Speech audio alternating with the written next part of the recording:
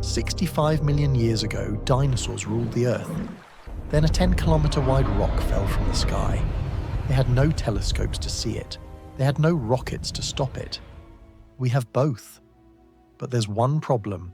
We see only 1% of the rocks that could kill us. And right now, while you're watching this video, the Comet 3I Atlas is racing toward Earth. Scientists insist it will pass by, but they said the same about Comet ESON until it broke apart. They said the same about asteroid 2019 OK- until it was spotted just a day before its flyby. What if the calculations are wrong? What if Jupiter's gravity bends the trajectory? What if Atlas is a test of our defense system and we fail it? In 2019, a stadium-sized asteroid flew past Earth. We noticed it 24 hours in advance. If it had been aimed at London, New York, or Moscow, you would have learned about the end of the world from a breaking news alert. One day before impact. In this episode, I'll tell you what only those who stare at the sky through the world's most powerful telescopes every night truly know. I'll talk about real evacuation plans for megacities gathering dust in space agency safes. I'll explain why the person responsible for protecting Earth from asteroids gets a budget smaller than that of an average football club. But most importantly, you'll learn the truth. If Atlas's path changes tomorrow, if any other wanderer from space decides to pay Earth a visit, can we stop it?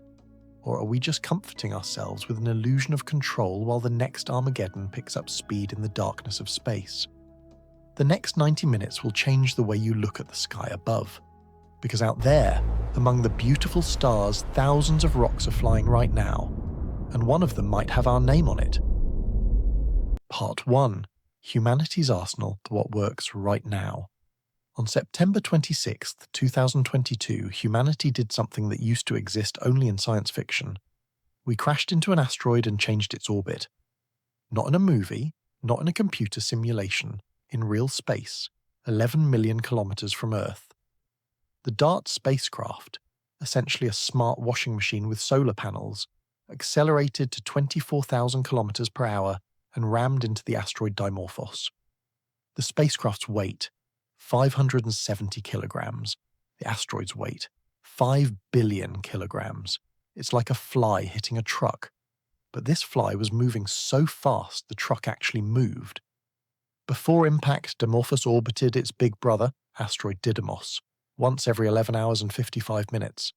After impact, once every 11 hours and 23 minutes. We shortened its orbital period by 32 minutes. The orbit changed by about 33 meters. Seems trivial? In cosmic scales, this is a massive victory. Why does this matter? Imagine, an asteroid is heading toward Earth. We have 10 years until impact. If we shift its trajectory by just a couple centimeters per second now, in 10 years it will miss Earth by thousands of kilometers. The earlier we push, the less effort needed. It's like a train, easier to switch the tracks than to stop a speeding locomotive. The DART mission cost $325 million. For comparison, one modern F-35 fighter jet costs more. For the price of one plane, we got a working planetary defense technology. But kinetic impact is just the beginning. Humanity has a whole arsenal of methods, and some look like pure science fiction. Gravity tractor, the invisible tugboat. Imagine a spacecraft that just hovers next to an asteroid. Doesn't touch it, doesn't push, just hovers, and the asteroid starts slowly drifting off course. Magic? No. Gravity. Every object in the universe attracts other objects. Even you right now are pulling the moon toward you, just very, very weakly. A spacecraft weighing several tons, hovering 50 meters from an asteroid, creates a tiny but constant gravitational pull. Over months and years, this force accumulates. The European Space Agency is developing the Hera mission. The spacecraft will fly to the same Dimorphos to study the crater from DART's impact. But in future missions, similar spacecraft could work as gravity tractors. The key is maintaining distance and not crashing into what you're trying to save. The method's advantage, predictability. No explosions, no debris, just slow, controlled trajectory change. The disadvantage, it takes time. Lots of time. For a 200-meter asteroid, you'd need a 20-ton spacecraft and about 10 years of work to shift the trajectory to a safe distance. But what if there's no time? Ion beam shepherd, stream of charged particles.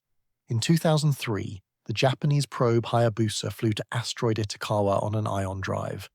The engine expelled xenon ions at 30 kilometers per second.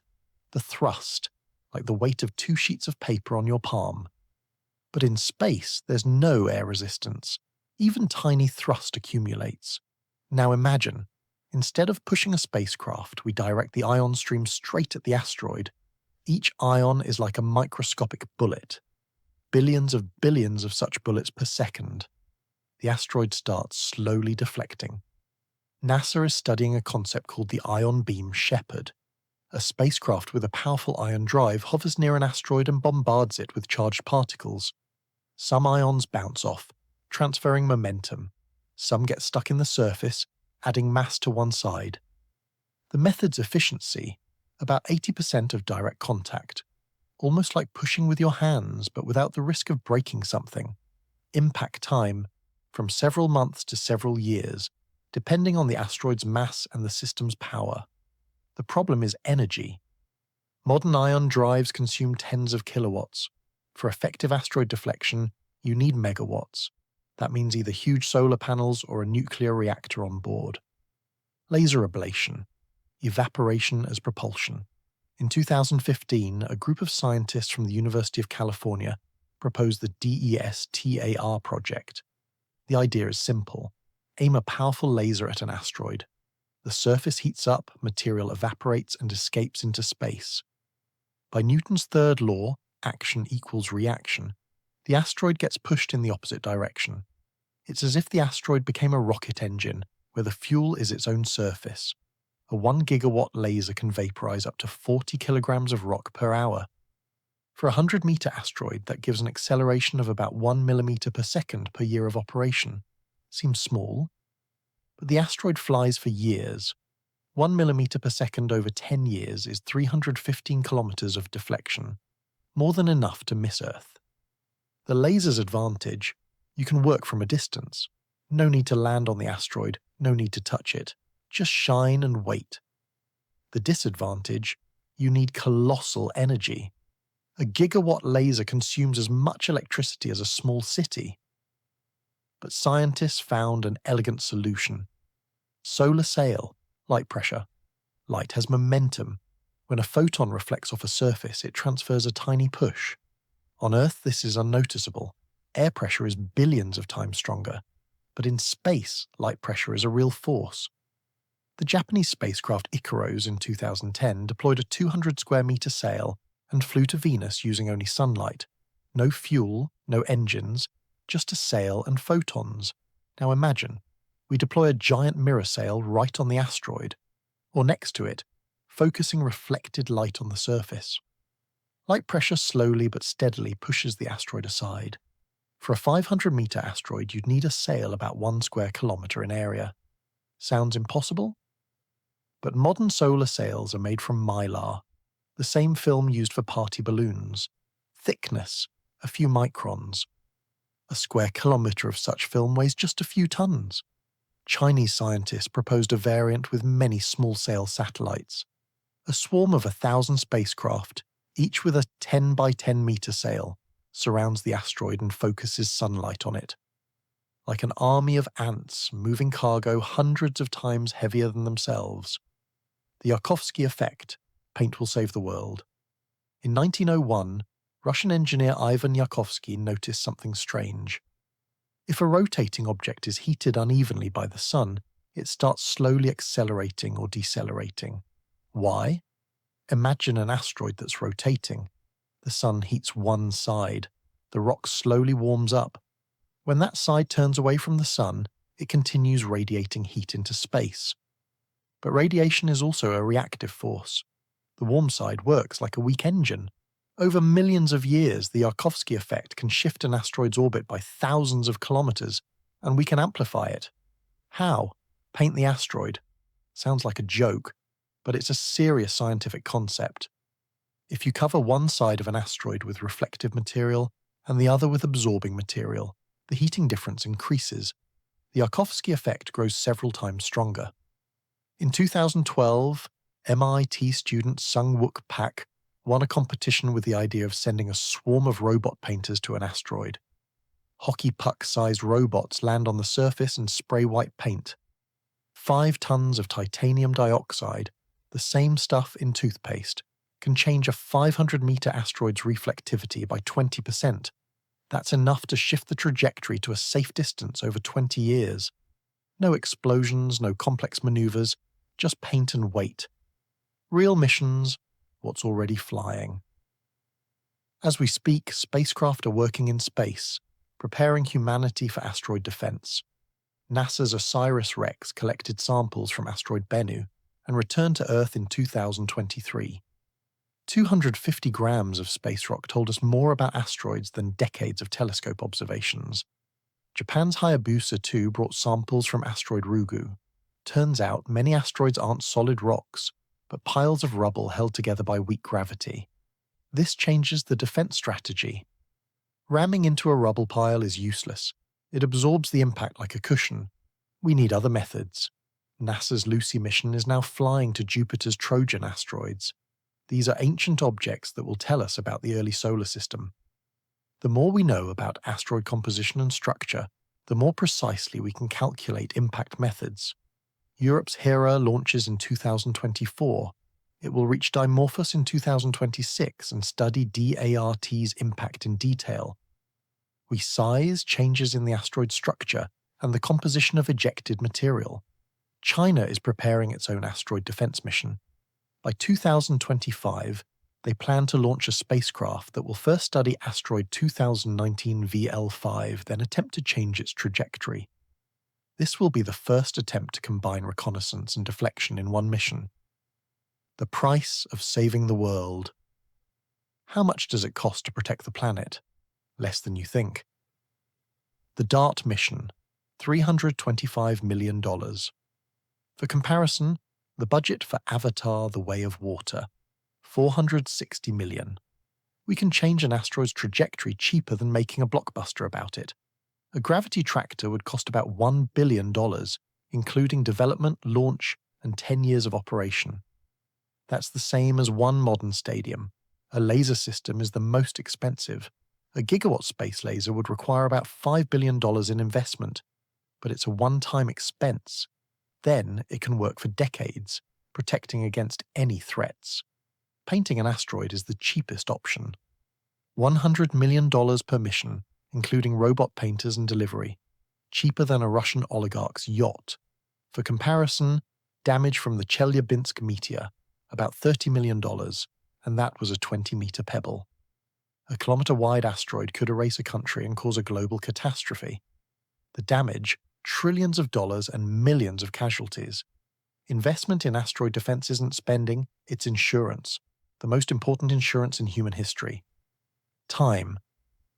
The main resource. All methods share one trait. They need time. Years, preferably decades. The earlier we detect a threat, the easier it is to eliminate. If we have 50 years, a gentle nudge is enough. A gravity tractor or paint job will work fine. If 20 years, we need kinetic impact or an ion beam. If 5 years, we'll have to use everything at once and pray we make it. And if there's only a year left, or a month, then only one option remains. The most controversial, most dangerous, and most powerful: nuclear weapons in space. But that's for the next part. Part 2. The nuclear option and space megaprojects. Imagine an asteroid the size of the Empire State Building is heading toward Earth. 3 months until impact. No time to paint it. A gravity tractor won't help. Even a DART-style ram would have too weak an effect. Humanity's last trump card remains, the one we hope never to use: nuclear weapons. In movies, it looks epic. The explosion blows the asteroid to pieces, Earth is saved, roll credits. In reality, it's more complex and more interesting. A nuclear explosion in space works completely differently than on Earth, and this changes the entire strategy. Why there are no mushroom clouds in space. On Earth, A nuclear explosion creates the famous mushroom cloud. The shockwave levels buildings for kilometers around. But a shockwave is compressed air. In space, there's no air, no shockwave. What's left? Radiation. A colossal stream of X-rays, gamma rays, and neutrons. On Earth, the atmosphere absorbs most of the radiation and converts it into heat and shockwave. In space, radiation travels freely. When this radiation hits an asteroid's surface, something remarkable happens. The top layer of rock instantly vaporizes. Temperature jumps to millions of degrees in microseconds. Rock turns into plasma and shoots into space at tens of kilometers per second. And here Newton's third law kicks in again. The escaping plasma creates reactive thrust. The asteroid gets pushed in the opposite direction. It's as if one side of the asteroid suddenly turned into a rocket engine. Supercomputers at Los Alamos and Lawrence Livermore National Laboratory have been modelling such scenarios for years. The results are impressive. A 1 megaton explosion 100 metres from a 300-metre asteroid can change its velocity by 10 centimetres per second. Seems small? But if detonated a year before impact, the asteroid would miss Earth by 3,000 kilometres. Contact explosion versus standoff detonation. Instinctively, you want to detonate the bomb right on the asteroid. More destruction. Better result, right? Not quite. A contact explosion does affect the asteroid more powerfully, but there's a problem: it might shatter it into pieces. Instead of one big rock, we get 100 small ones, and they're all heading for Earth. In 2019, a team from Johns Hopkins University modelled this scenario. A 200-metre asteroid hit by a 500 kiloton contact explosion broke into 7 large fragments and thousands of small ones. 3 large fragments still hit Earth. Instead of 1 impact, 3. Not the best outcome. A standoff detonation works more gently. Radiation evenly heats a large area.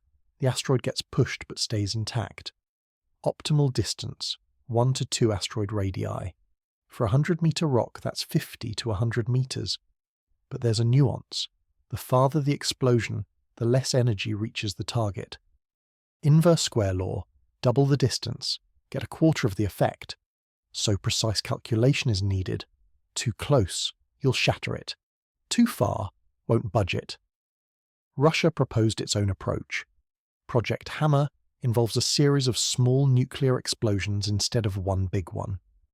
Each explosion, 50 kilotons at 200 meters distance. Between explosions, several hours so the asteroid has time to rotate.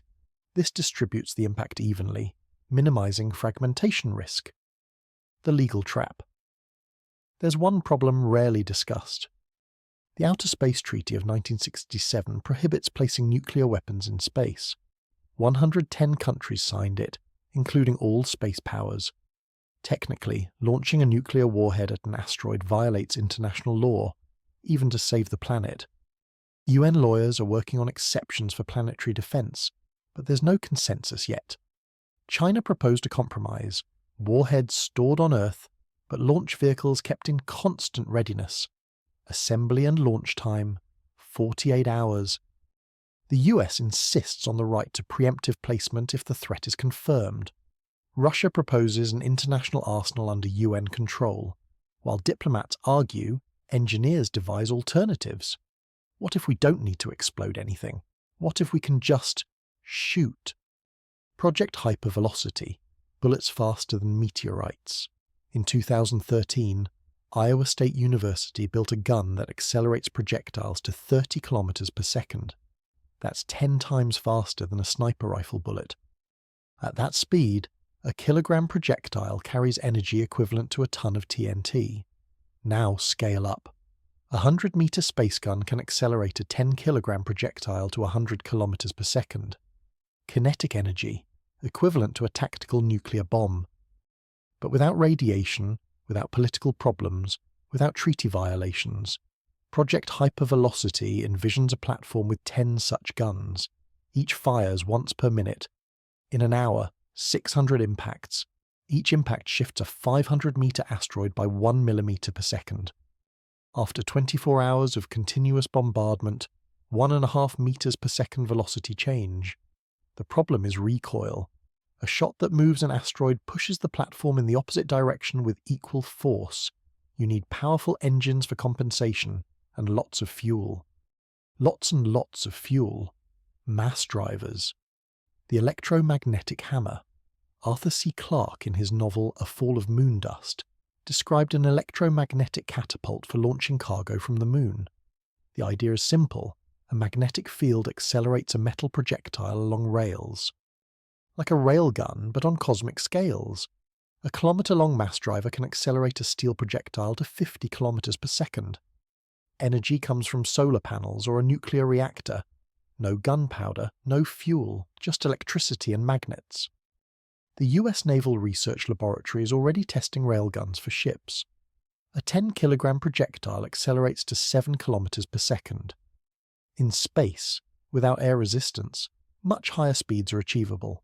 The Japanese project Hayato proposes assembling a mass driver directly on the asteroid. Mining robots extract iron from the rock. The mass driver shoots this iron into space. The asteroid loses mass and gains reactive impulse. 2 for 1, we change trajectory and extract resources. The downside? Deployment time. You need to fly to the asteroid, land on it, build infrastructure. That's months or even years of work, not suitable for emergency response. The swarm attacks. Thousands of little heroes nature provides an example. Army ants. 1 ant is nothing. 1,000,000 ants are an unstoppable force that sweeps away everything in their path. The swarm satellite concept works similarly. Instead of 1 large spacecraft, thousands of small ones. Each weighs a kilogram, carries an engine and a simple computer. Mass production cost? $1,000 per unit. The swarm surrounds the asteroid. Each satellite picks a point and crashes. 1 impact unnoticeable. 1,000 impacts and already felt. 1,000,000 impacts can move a kilometer-wide asteroid. The swarm's advantage? Survivability. Lost 100 satellites, 900 remain. Lost half. The other half keeps working. No single point of failure. SpaceX already launches Starlink satellites in batches of 60. The technology is proven. Just replace telecommunications equipment with engines and guidance systems. The European Space Agency is developing Project Armada. 10,000 nanosatellites weighing 100 grams each. Total mass, 1 ton. Each carries a gram of explosives, with simultaneous detonation and the effect of a ton of TNT, but distributed across the asteroid's entire surface. Space mirrors. Archimedes' weapon. Legend says Archimedes burned the Roman fleet by directing sunlight at ships through a system of mirrors. Historians doubt it, but in space this idea definitely works. Solar constant at Earth's orbit, 1,367 watts per square meter. A kilometer diameter mirror collects a gigawatt of energy. Focus it on an asteroid, you get thousands of degrees temperature. In 2013, the Planetary Society launched the LightSail project, a 32 square meter mylar mirror deployed in space and successfully reflected sunlight. The technology works. Now imagine a mirror 100 square kilometers in area. Sounds impossible? But it's the same 5-micron thick mylar film. 100 square kilometers weigh just 500 tons. That's 10 Falcon Heavy launches. The mirror focuses 100 gigawatts of solar energy on a 10-meter spot. Rock melts and vaporizes. A jet of hot gas pushes the asteroid. After a year of continuous exposure, velocity change of several meters per second. The Chinese project Solar Dragon proposes a network of 100 mirrors, each 1 square kilometer. Mirrors maneuver independently, focusing light on different points of the asteroid. This allows not just pushing, but also rotating it, changing orientation. The problem with mirrors? Fragility. A micrometeorite can punch a hole. Solar wind gradually blows them out of orbit. Constant position correction is needed, which means fuel and engines. Simulations of apocalypse. In the basement of Lawrence Livermore National Laboratory stands the Sierra supercomputer. 125 petaflops of computing power. It can model a nuclear explosion down to individual atoms. In 2018, Sierra ran 10,000 asteroid deflection scenarios. Variables included Asteroid size, from 50 meters to 10 kilometers. Composition, iron, rock, ice, loose regolith, rotation speed, impact power, distance to explosion. Results surprised even experts. Turns out, porous asteroids, those like sponges, absorb explosion energy best. The shock wave dissipates in voids, but they fragment more easily with contact explosions. Iron asteroids are the most stubborn, need 3 times more energy for the same effect, but they transfer impulse as a single unit. Fragmentation risk is minimal. Icy asteroids are wild cards. When heated, ice explosively vaporizes, creating additional reactive thrust. This can help or hurt, turning the asteroid unpredictably. The most important conclusion: there's no universal solution. Each asteroid requires an individual approach. That's why reconnaissance is critical. We need to know what we're dealing with before shooting. Lessons from history. What if we had known? On June 30th, 1908, something exploded over Siberia. The blast leveled forest across 2,000 square kilometers. Power, 15 megatons. If this had happened over Moscow or London, the city would be gone.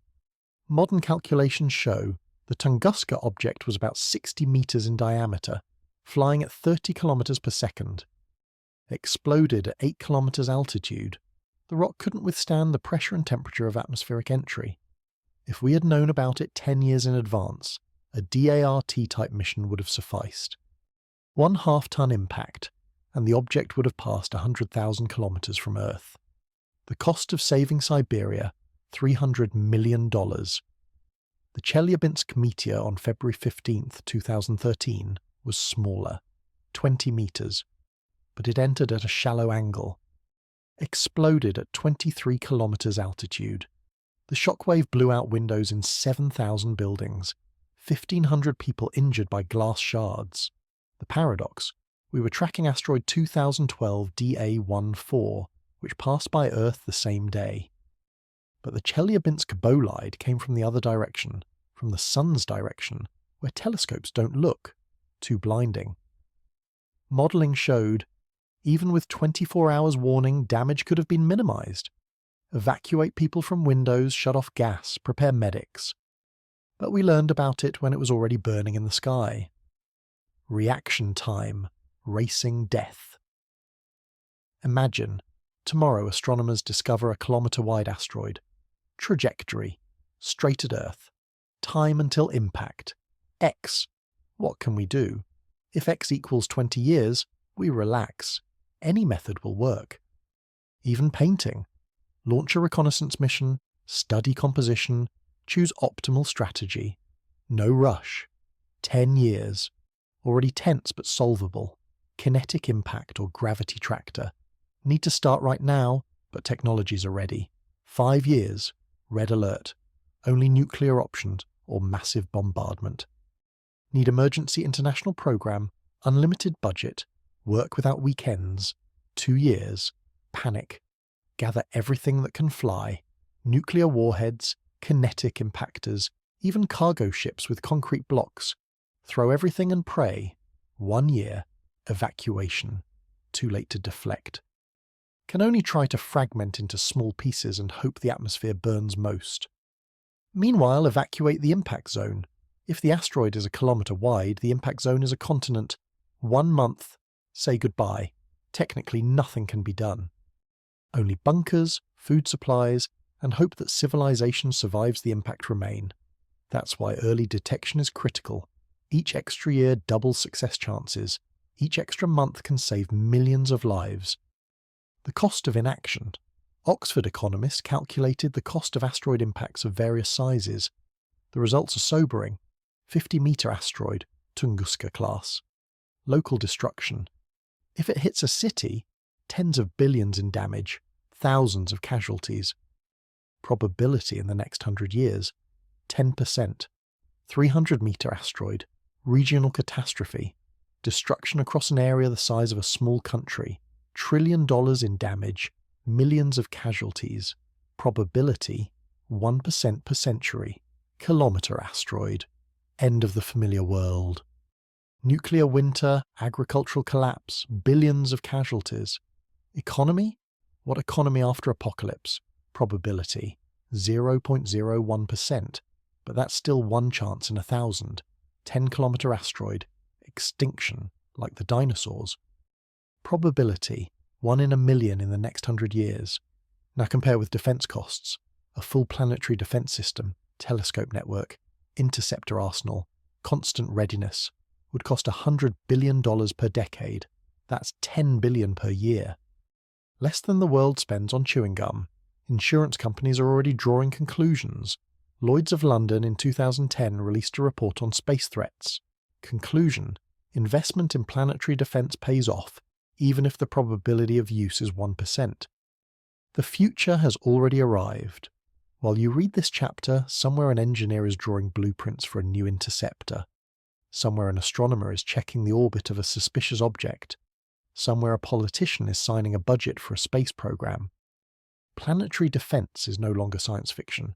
It's an industry growing at 30% per year. By 2030, tens of thousands of people will work in it with tens of billions of dollars in circulation. We have the technologies, from simple ramming to nuclear Armageddon. From elegant gravitational ballet to brutal electromagnetic hammer. The question isn't whether we can defend ourselves. The question is whether we'll prepare in time. And the most important question, will we see it coming? All superweapons are useless if you don't know where to aim. That's why the next chapter is about humanity's eyes looking into the cosmic darkness. Part 3. Early Warning System. Our eyes in space. Every night while you sleep, robotic telescopes scan the sky. They search for points of light that move differently than stars. This is humanity's first line of defense, finding the threat before it finds us. We currently know about 30,000 near-Earth asteroids. Sounds like a lot. That's just the beginning. Estimates suggest about 1 million objects larger than 20 meters, like the Chelyabinsk meteor, are flying out there. We've found less than 3%. Good news, the big asteroids, those that could erase civilization, we've found almost all of them. 95% of kilometer-sized killers are catalogued. Bad news, almost all isn't all. And even a 100-meter rock can destroy a metropolis. Earth-based telescope hunters. In the mountains of Arizona stands a telescope with a simple name, Catalina. Actually 2 telescopes, a 1.5 meter on Mount Lemmon and a 70 centimeter on Mount Bigelow. Every clear night they methodically photograph the sky, taking 4 shots of each area minutes apart. Why 4? Stars don't move relative to each other in minutes. Asteroids do. A computer compares the images and highlights everything that's shifted. Per night, Catalina finds 5 to 15 new objects. 45% of all known near-Earth asteroids were found by Catalina. In Hawaii operates a system with an intimidating name: Pan-STARS, Panoramic Survey Telescope and Rapid Response System.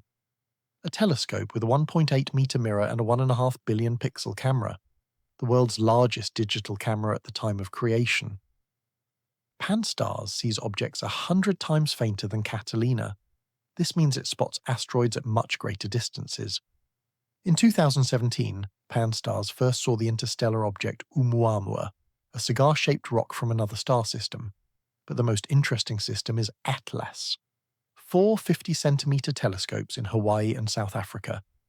Small but with huge fields of view, each sees a patch of sky the size of 40 full moons. Per night, ATLAS scans the entire visible sky, every single night. ATLAS was created specifically to find asteroids that appear suddenly, days or weeks before impact. In 2019, the system proved its effectiveness by detecting asteroid 2019 MO, a day before it exploded over Puerto Rico. For the first time in history, we saw a space rock before it entered the atmosphere. Space sentinels. From Earth, we see only part of the picture. Atmosphere interferes, the sun blinds, weather ruins plans. That's why space telescopes are critical. NEOWISE, a repurposed infrared telescope that originally searched for distant galaxies. In 2013, it was reassigned to hunt asteroids. Why infrared? Sun-warmed asteroids glow in infrared like light bulbs in darkness. Neowise sees what's invisible to regular telescopes. Dark asteroids with low reflectivity.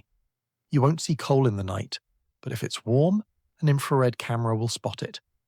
In 10 years of operation, Neowise found 300 previously unknown near-Earth objects, including several potentially hazardous ones. But Neowise is aging. Its orbit is decaying, instruments degrading. By 2025, it will fall silent. Its replacement, NEO Surveyor, a next-generation specialized asteroid hunter. NEO Surveyor will hang at Lagrange point L1, 1.5 million kilometers from Earth, where Earth's and Sun's gravity balance. From there, it can look into a zone inaccessible from Earth, the inner solar system, where the Chelyabinsk meteor came from. NEO Surveyor's 50-centimeter infrared mirror is specifically optimized to find asteroids 30 meters and larger. During its 5-year mission, it should find 2/3 of all potentially hazardous objects. Launch planned for 2028, if Congress allocates the money. Radar, the last line of defense. Optical telescopes find asteroids, radars study them. The difference is fundamental. A telescope sees a point of light, radar sees shape, size, rotation speed. The Arecibo radar in Puerto Rico was the king of asteroid radars. The 300-meter dish could spot a 10-meter object at lunar distance. In 2020, Arecibo collapsed. Humanity lost an eye. Goldstone remains in California, a 70-meter antenna of NASA's Deep Space Network. Less powerful than Arecibo, but still capable of probing asteroids millions of kilometers away. Goldstone can determine an asteroid's shape to meter precision, see craters, boulders, even small moons. China is building its radar, FAST, a 500-meter monster in a natural depression, initially for radio astronomy, but the Chinese are adding a transmitter for asteroid work. When fully operational, it will surpass all existing systems. The problem with radars, range. They only see what's already close. Too close. If radar detects an unknown asteroid, reaction time is minimal. Weeks, months at best. Artificial intelligence on guard. Modern sky surveys generate petabytes of data. Every night. Millions of images. Humans physically cannot review it all. Artificial intelligence comes to the rescue. In 2019, a University of Washington team created a neural network to search for asteroids in Hubble telescope archives.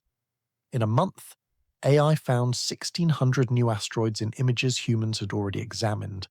Humans simply missed them. Too dim, too many other objects nearby.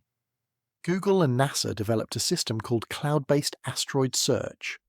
Upload sky images to the cloud. The algorithm compares them with previous observations and highlights everything moving unlike a star. Accuracy, 98%. Speed, thousands of images per second. The European Space Agency went further.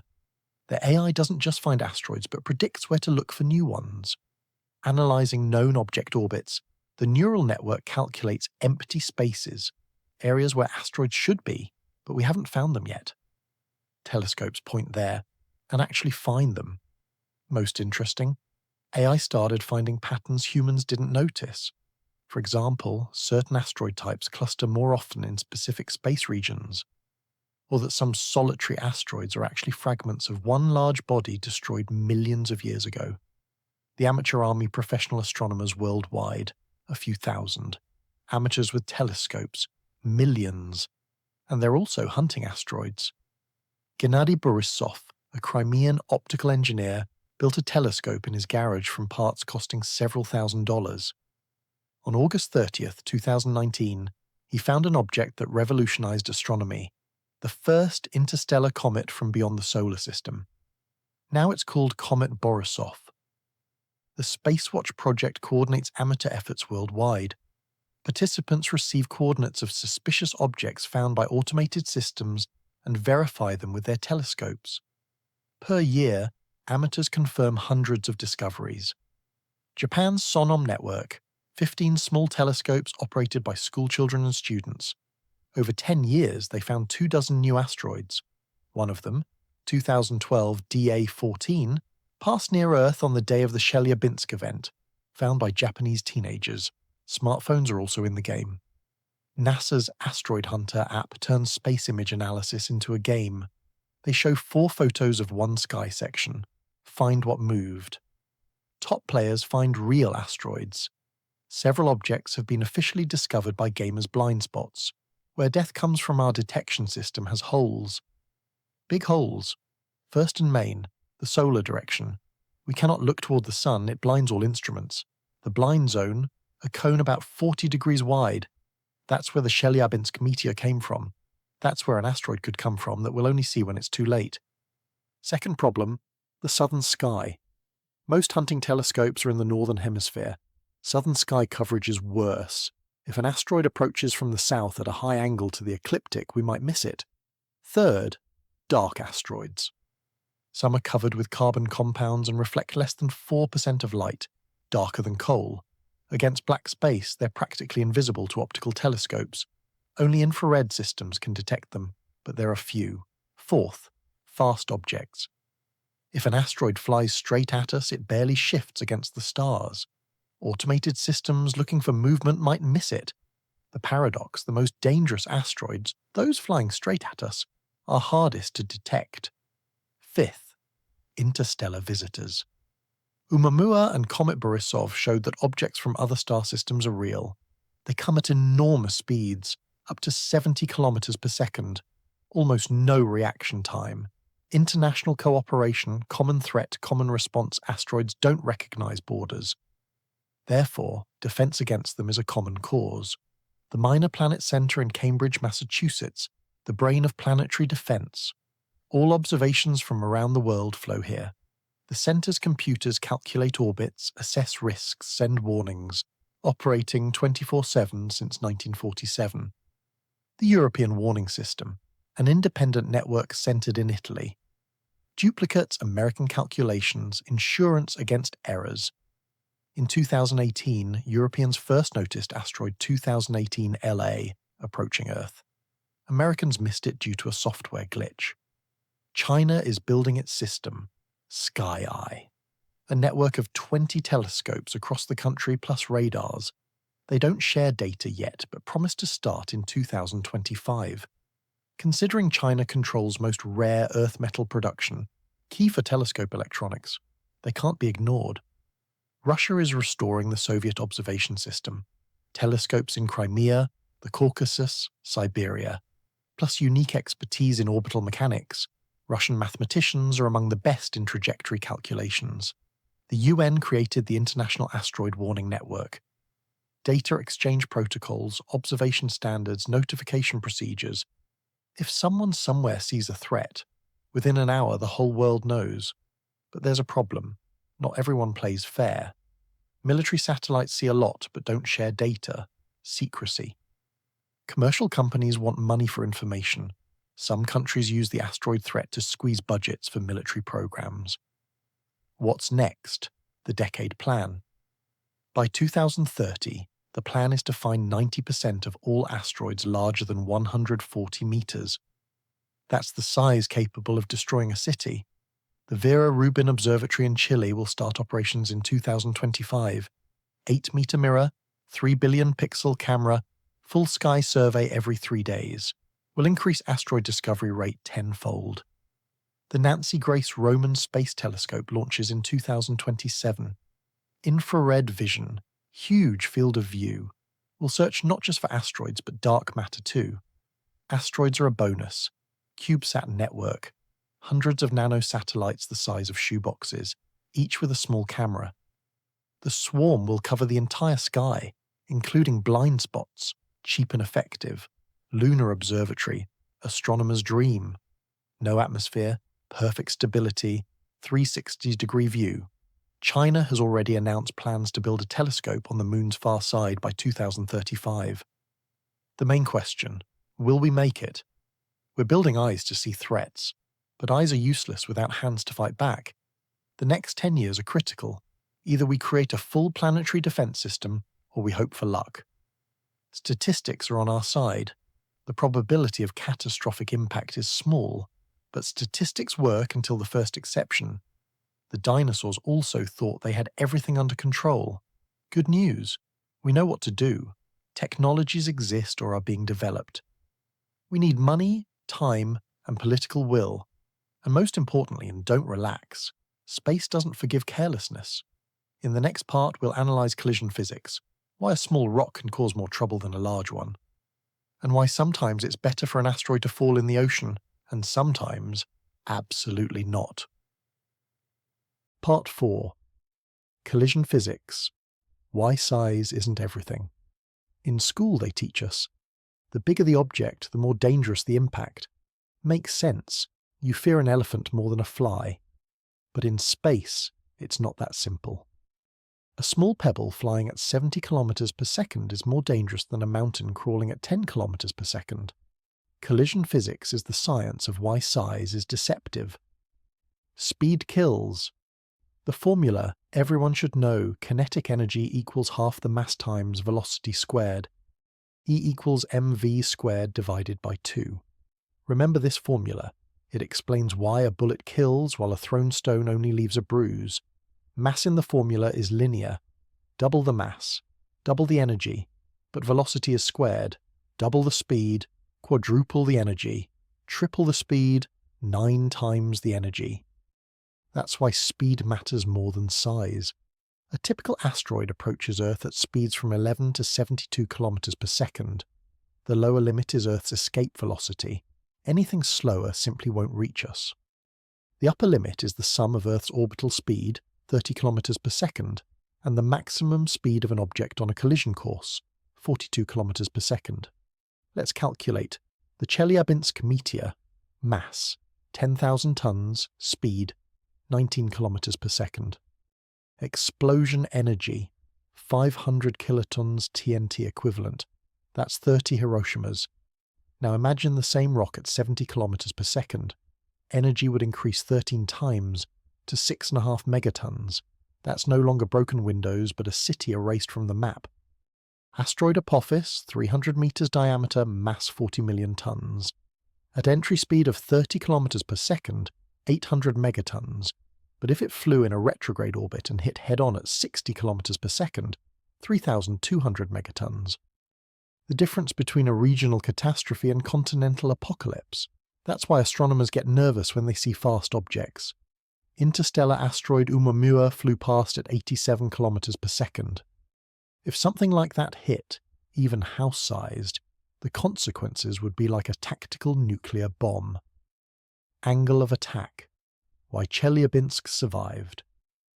On February 15, 2013, Chelyabinsk got lucky.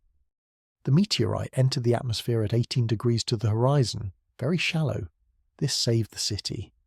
With shallow entry, the asteroid flies longer through the atmosphere. More time for braking, heating, destruction. The Chelyabinsk bolide started breaking up at 50 kilometers altitude and finally exploded at 23 kilometers. The energy spread over a huge area. If it had entered vertically, it would have hit the ground intact. A crater a kilometer wide, a shockwave obliterating everything within dozens of kilometers. Entry angle determines fate. Less than 10 degrees, the asteroid might ricochet off the atmosphere like a stone off water. This happened October 13th, 1990.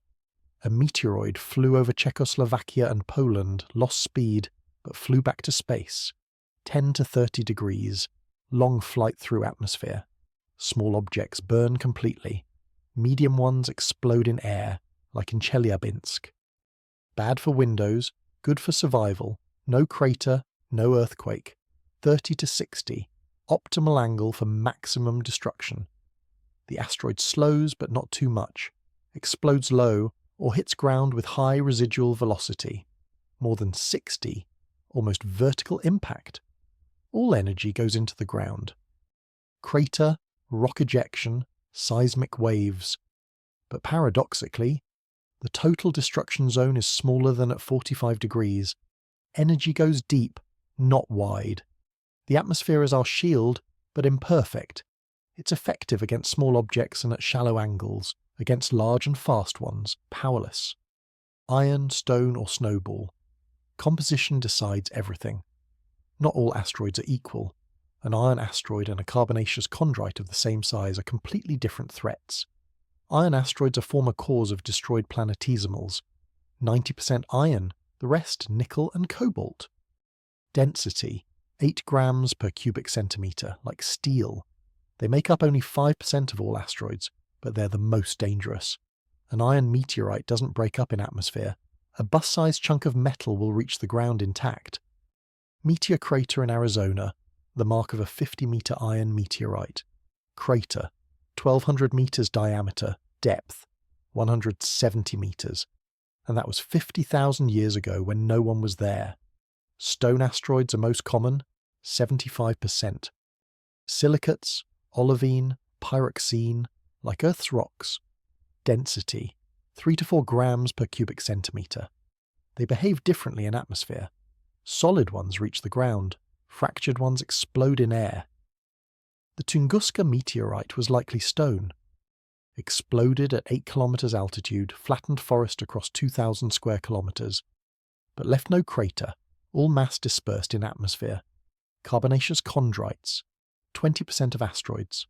Carbon, organics, water, density, 2 grams per cubic centimetre like wet sand, most fragile. Break up early and high in atmosphere, but there's a surprise. Comets, dirty snowballs as astronomers call them, ice with dust and rock inclusions, density, less than 1 gram per cubic centimetre, lighter than water. Seems harmless? Wrong. A comet flies faster than an asteroid, up to 70 kilometres per second. Velocity squared compensates for low mass. Plus unpredictability, a comet might break up on approach, and instead of one impact you get a shotgun blast. Gravitational keyholes, centimetres, that decide. Fate. In 2004, the world panicked. Asteroid Apophis, by calculations, had a 1 in 37 chance of hitting Earth in 2029. Then data was refined. It would miss. But another problem remained. On April 13th, 2029, Apophis will pass 31,000 kilometres from Earth, below geostationary satellites. And here's where it gets interesting. Earth's gravity will bend Apophis's trajectory. How much depends on the exact flyby distance? There are special points, gravitational keyholes. If Apophis passes through such a point just 600 metres wide, its orbit will change so that 7 years later, it returns and hits Earth. 600 metres at 30,000 kilometres distance. That's like hitting a specific molecule with a needle from a metre away. Minimal chances, but not zero. There are many such keyholes. For each future approach, its own. Some kilometres wide, some metres. The problem is we don't know the asteroid's trajectory with absolute precision. An error of several kilometres is normal. The Yarkovsky effect adds uncertainty. Over years, uneven heating can shift an asteroid hundreds of metres from calculated trajectory. Solar wind, light pressure, gravity of other planets, all contribute small but accumulating changes. That's why a small push today can prevent catastrophe decades later. Move an asteroid 1 metre away from a keyhole, and it will safely pass not just next time but in 100 years. Resonant orbits. When asteroids return like boomerangs. Some asteroids are regular visitors. Their orbits are in resonance with Earth. For example, an asteroid makes 3 orbits around the Sun while Earth makes 4. Every few years they meet at the same point. Asteroid Tutati. Classic example. 3 to 4 resonance with Earth and 1 to 4 with Jupiter. Every 4 years passes near us, in 2004 at 1.5 million kilometres distance. Safe, but close by cosmic standards. Resonant orbits are dangerous in their predictability. If an asteroid is in resonance, it will return again and again. Each approach, a chance to hit a gravitational keyhole. Each approach, a collision risk. But resonance can also protect. Jupiter is our cosmic vacuum cleaner. Its gravity ejects dangerous objects from the inner solar system, or traps them in stable resonances where they don't threaten Earth.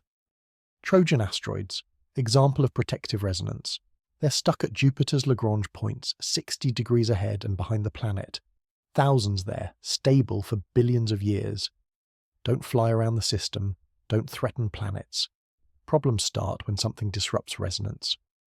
Collision with another asteroid, close planetary flyby, even long-term gravitational perturbations, and a stable orbit becomes chaotic. A harmless neighbour becomes a threat. Tidal forces, Earth's last line of defence. Earth has a secret weapon against small asteroids, tidal forces. The same thing that creates ocean tides can tear a space rock apart. The Roche limit, the distance within which tidal forces are stronger than an object's own gravity. For a solid body, it's about 2.5 planetary radii. For Earth, about 16,000 kilometres from centre, or 9,600 kilometres from surface. If an asteroid is a rubble pile held only by gravity, the Roche limit is farther, about 18,000 kilometres from surface. Entering this zone, the asteroid starts falling apart. In 1992, Comet Shoemaker-Levy 9 flew too close to Jupiter. Tidal forces tore it into 21 fragments. 2 years later, these fragments hit Jupiter, leaving Earth-sized scars in its atmosphere. But breaking into pieces is a double-edged sword. One large asteroid can become a swarm of small ones. Instead of one impact, carpet bombing. In 2008, asteroid 2008 TC3 entered atmosphere over Sudan, broke apart at 37 kilometers altitude. Fragments fell over several square kilometers, luckily in the desert. For iron asteroids, tidal forces are almost useless. Metal is held not by gravity but molecular bonds. You need to get 1,000 times closer to tear iron. At that height, the asteroid is already in atmosphere. Interesting effect: tidal heating. An asteroid in an elliptical orbit approaches and recedes from Earth. Tidal forces compress and stretch it. Internal friction generates heat. Over millions of years, this can change the asteroid's structure, make it more fragile, or conversely sinter it into a monolith. Atmosphere as brake and furnace. Earth's atmosphere, 80 kilometers of gas that protects us better than any armour. But selective protection. At 20 kilometers per second, pressure on an asteroid's front surface reaches hundreds of atmospheres. Temperature, tens of thousands of degrees. The surface doesn't just melt, it explosively vaporizes. Small objects can't withstand it. A fist-sized meteoroid burns completely at 80 to 100 kilometers altitude. We see this as a shooting star. Beautiful and safe. Refrigerator-sized objects. Borderline case. Might burn completely, might explode in air, might reach ground significantly reduced. Depends on speed, angle, composition. Meter-sized rocks almost always deliver something to surface. 10-meter ones, already serious threat. 100-meter ones pass through atmosphere like tissue paper. There's a critical velocity, about 11 kilometers per second. Slower, the asteroid brakes and falls almost vertically. Faster, maintains cosmic speed until impact. The paradox of large asteroids, they create their own atmosphere. The shock wave before them is so powerful that air can't move aside. A plasma cocoon forms flying with the asteroid. Additional braking, but also additional heating. The mathematics of survival. Let's put it all together. What determines catastrophe scale? Plug in real numbers. Iron asteroid 100 meters diameter, speed 30 kilometers per second, mass 4 million tons, energy 2,000 megatons. Result: 10-kilometer crater, destruction zone, 100 kilometers, same size but carbonaceous chondrite, mass 1 million tons, energy 500 megatons. Result: airburst destruction zone, 50 kilometers, no crater. See the difference? Fourfold difference in destruction with identical size. Entry angle changes the picture even more. Vertical impact, all energy into crater. 30-degree angle, maximum damage zone. 15-degree angle, might not reach ground at all. Speed is the queen of destruction. The difference between 20 and 60 kilometers per second is 9 times the energy. Between broken windows and an erased city. Why size still matters. After all this, It might seem size doesn't matter. That's wrong. Size determines whether Earth's defensive mechanisms work. Less than 10 meters, burns in atmosphere at any speed and angle. 10 to 50 meters depends on composition and trajectory. 50 to 100 meters, almost certainly something reaches ground. Over 100 meters, atmosphere is powerless. A kilometer asteroid is a different league. Doesn't matter if iron or stone, fast or slow, it will punch through atmosphere and create a crater tens of kilometers wide. Dust and ash will block the sun. Nuclear winter, end of the familiar world. 10 kilometers, extinction. Like 65 million years ago, the dinosaurs would confirm. If they could. So yes, size matters. But speed, angle, and composition determine exactly how much. Collision physics is an equation with many variables, and each determines whether we wake up tomorrow in the same world as today. The atmosphere, tidal forces, entry angle. These are Earth's natural defences. They work, but only up to a point. Beyond that point, we need active defence. That's why early detection is critical. The sooner we see the threat, the more options we have. In the next part, we'll look at politics and money. Who pays for saving the world? Who decides when to push the button? And why international cooperation in planetary defense is harder than the physics of deflecting asteroids. Part 5. Politics and money. Who pays for saving the world? Humanity has an official defender against asteroids. His name is Linley Johnson, and he has the coolest job title on the planet, NASA's Planetary-Defense Officer. Yes, it's a real position with a real salary and a real office in Washington. When a space rock flies toward Earth, he's the one who picks up the phone and calls the president. But one person can't save the world. You need money, lots of money. You need international agreements that actually work. You need evacuation plans that nobody wants to discuss. Welcome to the world of cosmic bureaucracy, where a decision about the planet's fate can get stuck in committee for 6 months. The Planetary Defense Office, the most unusual government job. In 2016, NASA created the Planetary Defense Coordination Office.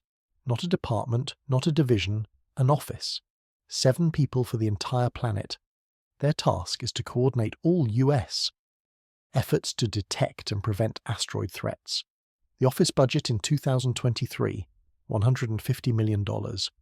For comparison, Americans spend $4 billion a year on pet food. On protection from cosmic threats, 26 times less. What does the office do for this money? Funds hunting telescopes, pays for radar time, sponsors research on deflection methods, and most importantly, maintains a database of all potentially hazardous objects, currently tracking 2,300 asteroids. Linley Johnson isn't the first planetary defender. Before him was Don Yeomans, who built the system from scratch, and before Yeomans, there was nobody.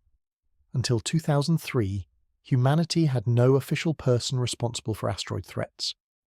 This cost the dinosaurs their lives, but we apparently don't learn from others' mistakes. The office has an action protocol for threat detection. First step, verification. Independent observatories must confirm the trajectory. Second, risk assessment. If collision probability exceeds 1% and the object is larger than 30 meters, the notification protocol activates. Third step, political. The office informs the presidential administration, Congress, Pentagon. Then, international partners through State Department. Only after that, public announcement. The entire process should take no more than 24 hours. In practice, nobody knows. It's never been necessary. Who pays for survival? Global budgets. The US. Spends most on planetary defense, about $200 million annually, including missions like DART. Sounds like a lot. It's 0.02% of NASA's budget. The Pentagon spends that much in 4 hours. The European Space Agency, second largest investor. €50 million annually for the Space Situational Awareness Programme, plus the HERA mission for €400 million. Europeans approach methodically, first observe, then act. China doesn't disclose exact figures, but experts estimate their spending at $100 million annually. Most goes to building telescopes and radars. By 2030, they promised their own deflection mission. Russia, after 2014, cut space programs. For planetary defense, about $10 million annually, mainly maintaining old Soviet observatories. But Russia has a trump card: rockets. If we urgently need to launch nuclear warheads at an asteroid, Russian Protons and Angaras are ready. Japan spends $30 million annually. Not much, but effective. Hayabusa missions brought more scientific data per invested dollar than any others.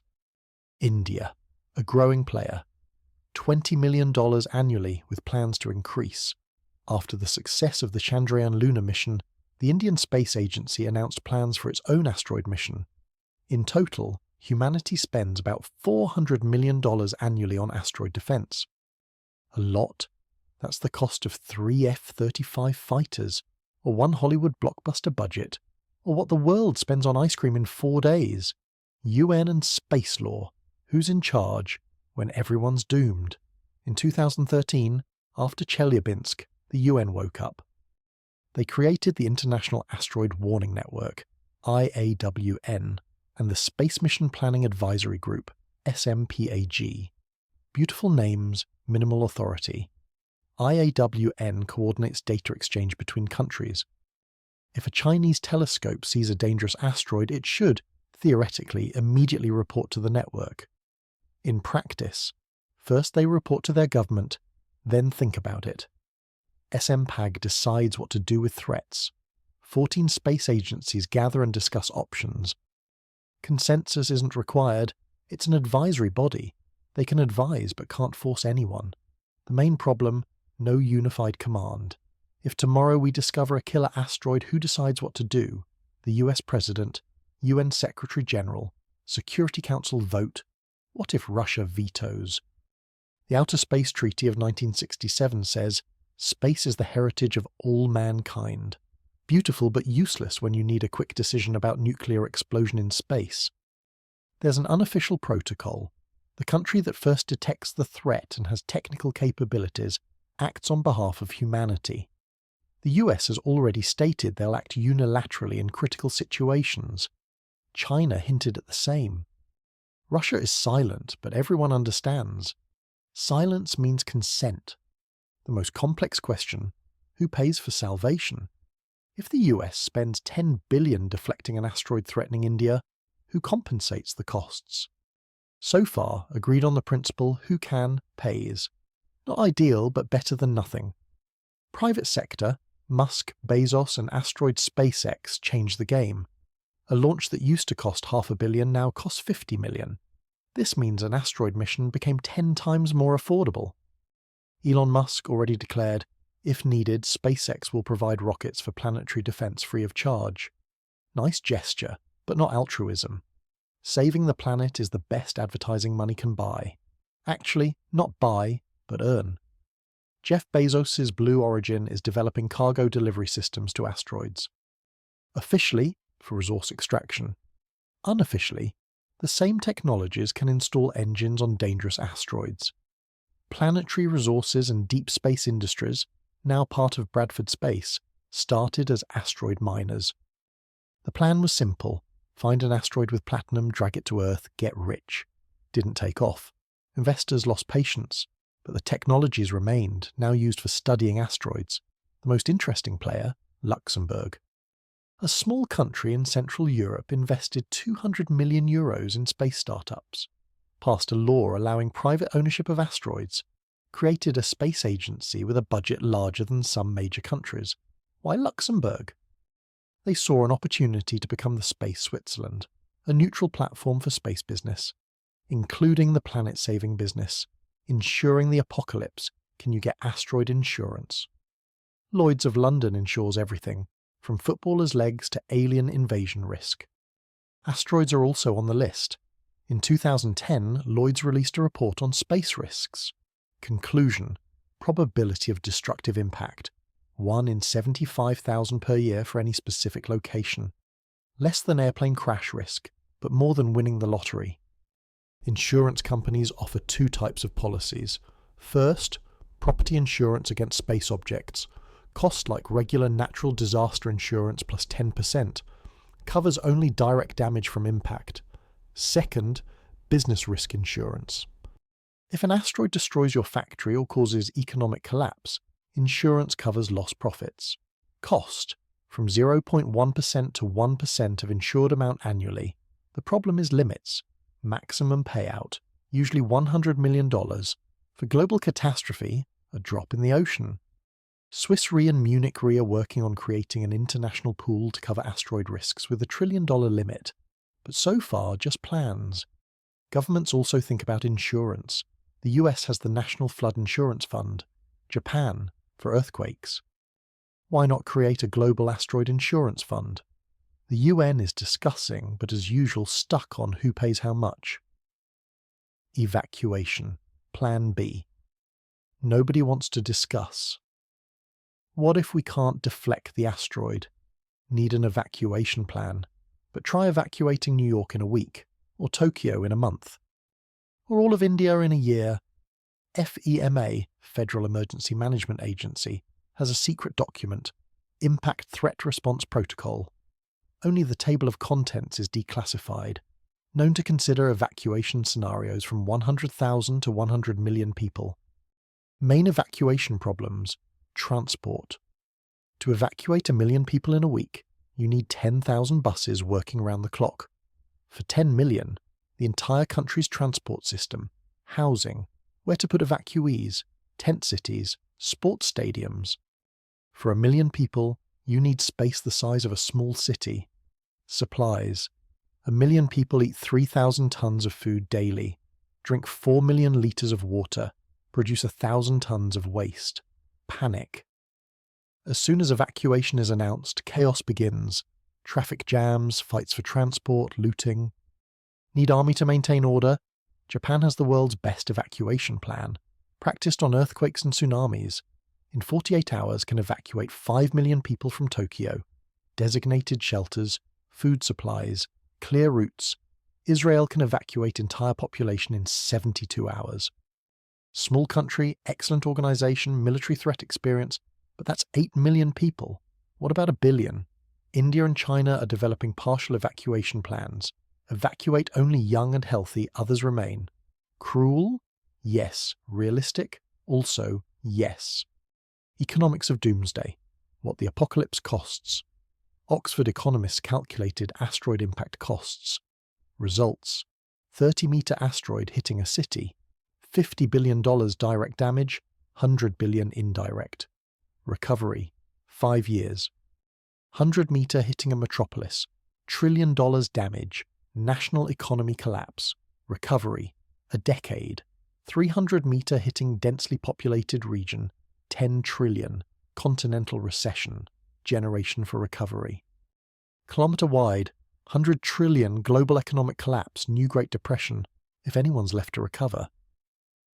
But there are economic opportunities. Companies making air filtration systems, survival gear, canned food, their stocks will soar. Construction companies will get trillion-dollar reconstruction contracts. Cynical as it sounds, for some, the end of the world is a business opportunity, already forming an asteroid threat economy. Companies sell bunkers, years of food supplies, water purification systems. Market: $5 billion annually, growing 20% yearly. Who will decide? Doomsday politics. Imagine, asteroid heading to Earth, 1 year to impact. Need to launch nuclear warheads. Who pushes the button? By protocol, the UN Security Council decides. 5 permanent members must agree. But what if China opposes because the asteroid threatens Taiwan? Or Russia vetoes because the rockets are American? The US already stated in case of existential threat will act alone. The president has authority to use nuclear weapons to protect the country. An asteroid threatening America? Sufficient grounds.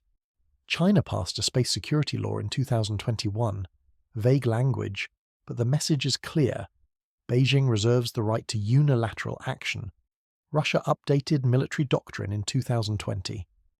Added clause about right to use all means against space threats. All means includes nuclear weapons. The EU is creating its own decision protocol. 27 countries must reach consensus in 48 hours. Good luck with that.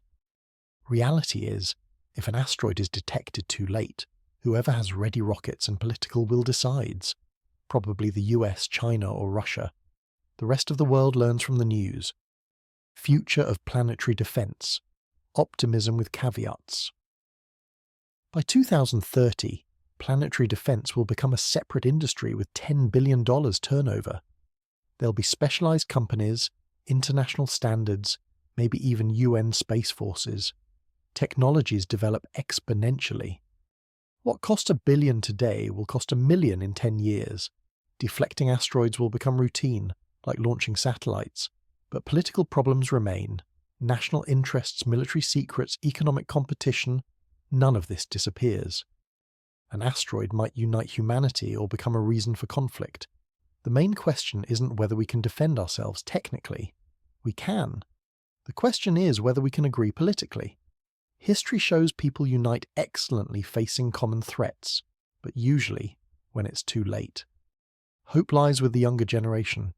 They grew up with the idea that Earth is a small, fragile ball in vast space.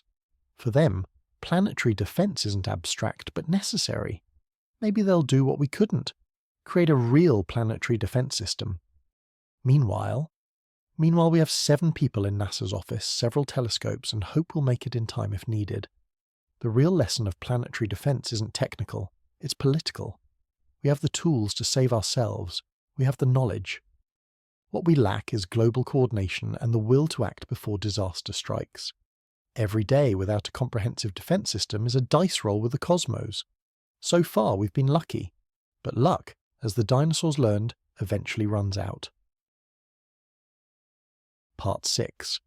History of near misses, what we've learned. Human history is full of moments when we barely avoided catastrophe and didn't even know it. Each near miss is a lesson written by the cosmos. Some lessons we've learned, some we're still ignoring. Apophis. The Christmas Panic of 2004. On December 23, 2004, astronomers ruined Christmas for many. Asteroid 2004, MN4, later named Apophis, according to initial calculations had a 2.6% chance of hitting Earth on April 13, 2029. Friday the 13th, the cosmos clearly has a sense of humour. Apophis, 340 metres in diameter, mass about 40 million tonnes. Upon impact, 800 megatons of energy. Not the end of the world, but the end for a region the size of France, definitely. The media exploded. "The end is near," screamed headlines. Real estate prices in presumed impact zones plummeted. Religious sects began preparing for the apocalypse. NASA received thousands of calls daily from panicking citizens, but astronomers kept observing. With each new measurement, the orbit was refined. By December 27th, the probability fell to 0.45%. By the end of January 2005, practically zero. What did we learn? First, don't panic on initial data. Orbits require time for precise calculation. Second, we need a protocol for communicating with the public, how to explain risk without causing panic. NASA created the Torino scale, from 0 to 10, where 0 is no risk, 10 is guaranteed collision with global consequences. Apophis reached 4, a record for observed objects. Now it's at 0, but Apophis hasn't disappeared. On April 13, 2029, it will pass 31,000 kilometers from Earth, closer than geostationary satellites. It will be visible to the naked eye, a moving third-magnitude star. And here's where it gets interesting. If Apophis passes through a gravitational keyhole 600 meters wide, Earth's gravity will alter its orbit so that in 2036 it returns, and this time it won't miss. The probability, less than 1 in 100,000, but not 0. That's why Apophis is constantly monitored. Each new observation refines the orbit. So far, everything points to a safe passage. So far. 2019, OK. A stadium-sized surprise. On July 25, 2019, an asteroid between 57 and 130 meters across flew by at 72,000 kilometers from Earth. That's 1/5 the distance to the Moon. In cosmic scales, as a bullet whistled past our temple. The problem isn't that it passed close. The problem is we learned about it a day before closest approach. Asteroid 2019. K snuck up unnoticed. Why? It came from the Sun's direction. Its elliptical orbit meant it spends most of its time far from Earth, where it's hard to spot. When it was racing toward us, it moved almost in a straight line. Minimal shift against the stars. Brazil's Sonia Observatory project spotted it first, one day before flyby. When they started calculating the orbit, they realized the object was 100 times larger than the Chelyabinsk meteor. If it had hit a city, millions of casualties. NASA admitted the system failed. Telescopes were looking, but in the wrong direction. Algorithms were searching, but for the wrong thing. Human error also played a role. The data existed, but was misinterpreted. After 2019 OK, much changed.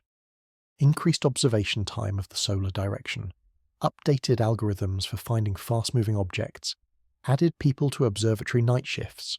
But the main lesson, we're still blind. If tomorrow the same asteroid flies from the same direction, we might miss it. Again. Chelyabinsk. The strike nobody expected, February 15th, 2013, 9:20 a.m. local time. Chelyabinsk residents saw a second sun. Bright flash, thunder, shockwave. 1,500 injured, 7,000 damaged buildings. The paradox, the same day, asteroid 2012 DA14 flew past Earth, watched by the entire world. All telescopes were looking at it, and the Chelyabinsk bolide came from the other direction. Cosmic coincidence. Odds. 1 in a billion.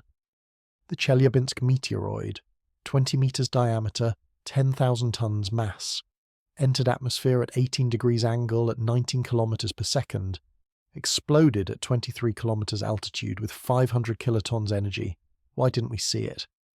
Too small came from the Sun's direction detection speed. Even if we'd noticed it a week early, what to do?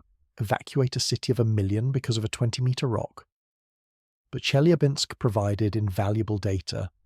For the first time, an event of this scale was filmed by hundreds of cameras. Dashcams, security cameras, smartphones. Scientists got terabytes of video from different angles. From this data, they reconstructed the trajectory with unprecedented precision, found the parent asteroid, Apollo group, understood the atmospheric destruction mechanism, saw how the shockwave propagates. Chelyabinsk changed attitudes towards small asteroids, previously thought smaller than 100 meters, not dangerous. Now we know, even 20 meters can injure thousands. The dangerous threshold dropped to 30 meters. After Chelyabinsk, Russia renewed its space defense program. The US increased the budget for finding small objects. The UN created space threat notification protocols. The world woke up. Tunguska, a mystery that became a warning. June 30th, 1908, 7:14 a.m. Something exploded over the Siberian taiga. 2,000 square kilometers of flattened forest. Sky glow visible in London. Seismic waves registered worldwide. 115 years later, we're still arguing what it was. Stone asteroid. Comet. For a stone asteroid, too few fragments. For a comet, strange trajectory. Modern models converge. Object 50 to 80 meters diameter, exploded at 5 to 10 kilometers altitude. Energy, 10 to 15 megatons, 1,000 times more powerful than Hiroshima.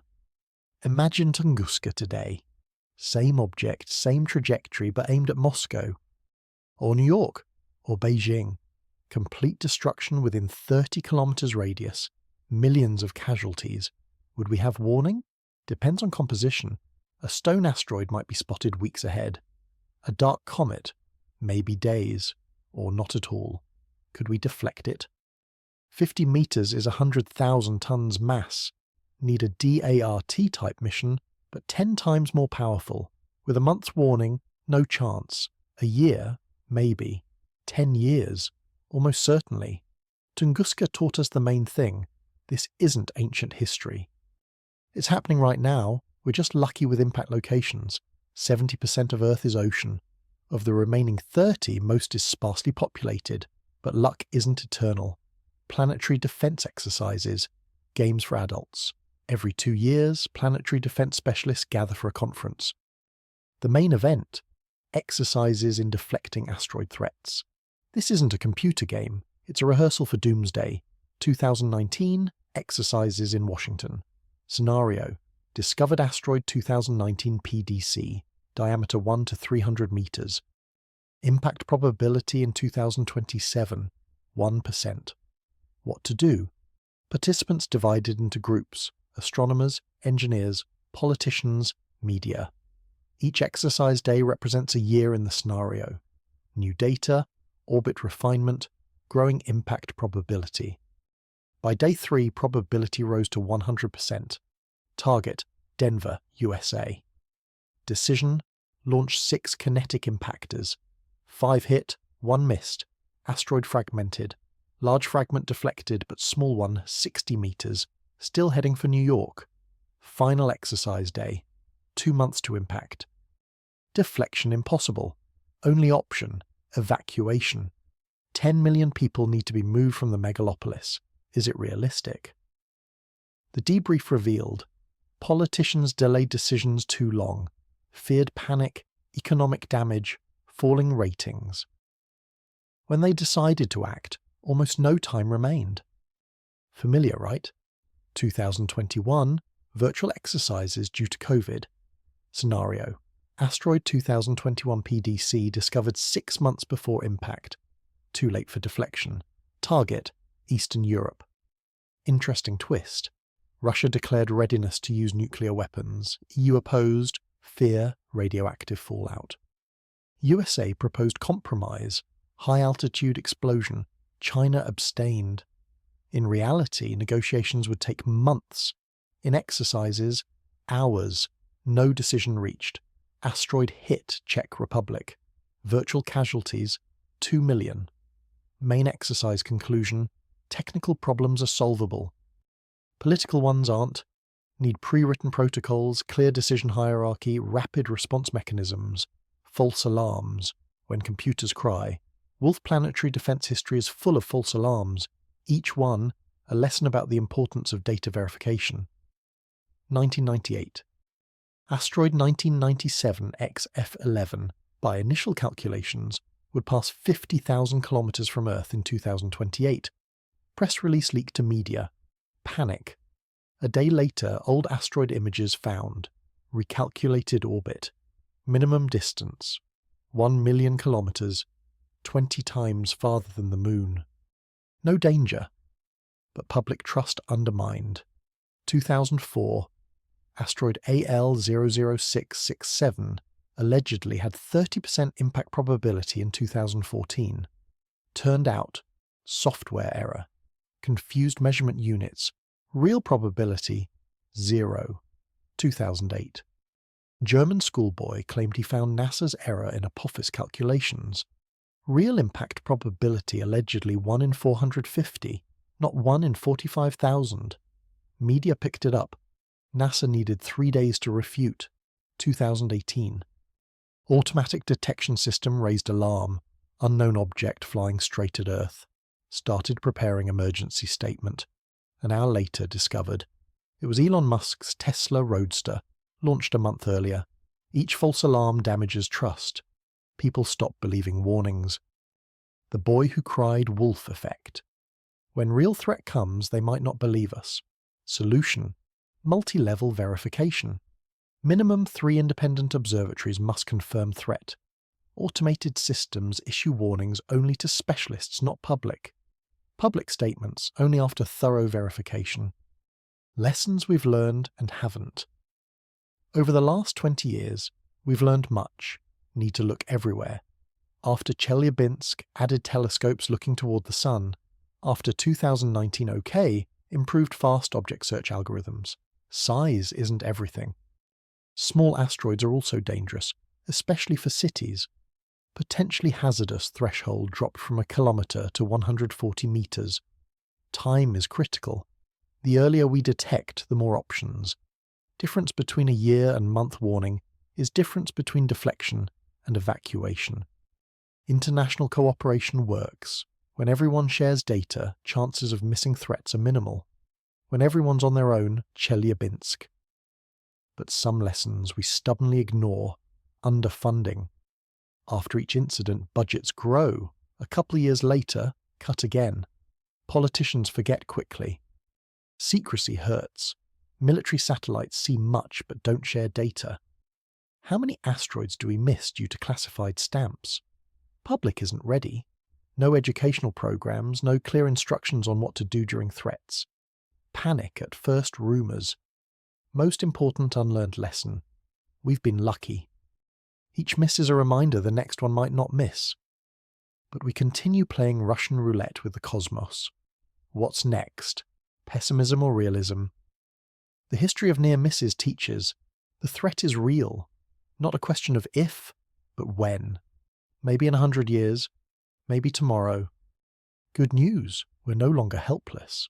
We have eyes to see, hands to fight back, experience from near misses. Bad news, we're still not ready. Detection system has holes, deflection methods untested in battle, political mechanisms not worked out. Each near miss is a gift. A chance to learn without catastrophe. Question is how many more gifts we'll get, and whether we'll have wisdom to use these lessons before it's too late. The cosmic shooting gallery continues. Every day something flies past Earth. Most are tiny, harmless. But somewhere out there, right now, flies a rock with our name on it. The only questions are, will we see it coming? And if we do, will we be ready? Part 7. Technologies of the Future. What scientists are inventing. In MIT labs, CERN basements, secret SpaceX departments, and garages of mad geniuses, technologies are being created right now that will change the game in planetary defense. Some sound like science fiction. But so did smartphones 50 years ago. Self-assembling robots, an army of transformers in space. Imagine a refrigerator-sized container flies to an asteroid. Inside, 1 million microbots, each ant-sized. Upon arrival, the container opens, robots spill onto the surface and begin assembling. Like ants building a bridge from their bodies, microbots connect into large structures. Within a day, they form solar panels the size of a football field. Within a week, a propulsion system. Within a month, an entire asteroid processing factory. This isn't fiction. MIT's Artificial Intelligence Laboratory has already created prototypes. M-Block's robots, cubes with magnets and gyroscopes. They can climb over each other, build towers, bridges, any shapes. No central control. Only local communication between neighbours. The scaling problem is solved elegantly. Each robot is simple, processor like a calculator, memory in kilobytes, power consumption in milliwatts. But 1 million simple robots working together are more powerful than one super robot, and more reliable. Lost 10,000? The rest continue working. Japanese company GIT AI is developing worm robots. Each segment is an independent module. They can split into parts or combine into long structures. On an asteroid, such worms could drill tunnels, install anchors for engines, create sensor networks. Most interesting, self-reproduction. Robots can use asteroid material to create new robots. Just need a 3D printer and a supply of microchips. Iron, nickel, carbon, everything's in the asteroid. Send 100 robots. In a year there's 1 million. NASA is already testing the concept in the ANTS project, Autonomous Nanotechnology Swarm. Plan, send a swarm of nano-satellites to the asteroid belt. Each satellite is a specialist. Some search for targets, others analyze composition, thirds transmit data to Earth. Together, a distributed brain studying thousands of asteroids simultaneously. By 2035, they plan the first mission. 1,000 microbots to asteroid Psyche. If it works, next step is combat robots capable of dismantling a dangerous asteroid piece by piece. Quantum computers calculating the universe's fate. The three-body problem has no analytical solution. When an asteroid flies past Earth and Moon, its trajectory becomes chaotic. The slightest error in initial data, and after a month you don't know where the rock will be. Classical computers calculate approximately. Quantum ones can calculate precisely. IBM-Q System 1, the first commercial quantum computer, 53 qubits, can simultaneously calculate billions of trajectory variants. What a regular supercomputer calculates for years, a quantum one solves in minutes. D-Wave already sells quantum computers for optimization problems.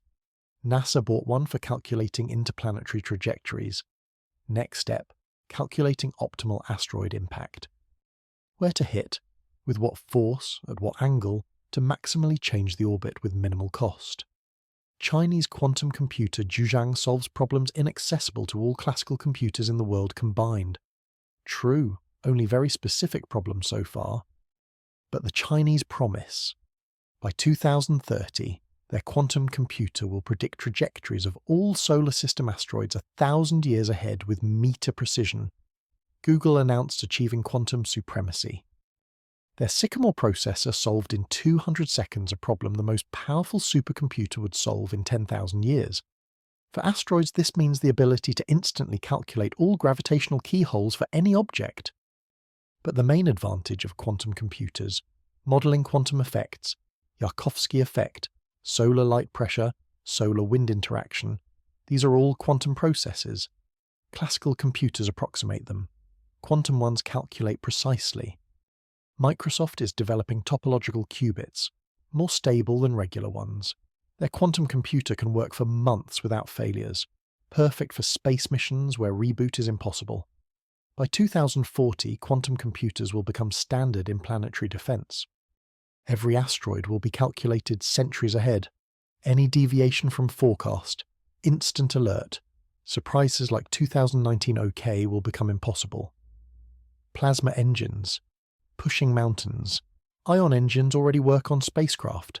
Small thrust but huge efficiency. Problem, thrust too small. To move an asteroid takes years of operation. VASIMA, variable specific impulse magnetoplasma rocket, changes the rules. Plasma heated to millions of degrees is ejected by magnetic field. Thrust hundreds of times greater than ion engines. Efficiency, only twice less. Ad Astra Rocket Company, founded by astronaut Franklin Chang Diaz, already tested a 200 kilowatt prototype. Next step, megawatt engine. With nuclear reactor as energy source, such an engine can change a 100-ton asteroid's velocity by 1 meter per second in a month of operation. Germans are developing a Helicon plasma engine. Simpler design, less weight, but also less thrust. But you can put dozens of such engines on one asteroid.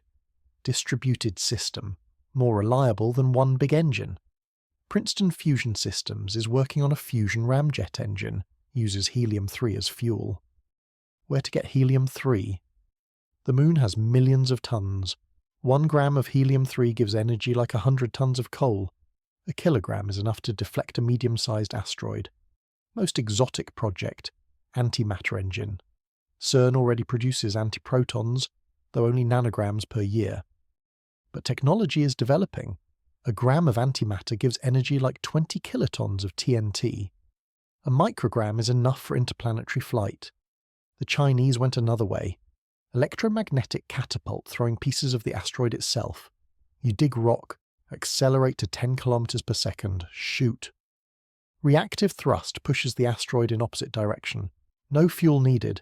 The asteroid pushes itself. Asteroids. From threat to trillions of dollars. Asteroid Psyche contains iron and nickel worth $10,000 quadrillion. That's more than Earth's entire economy for 1 million years.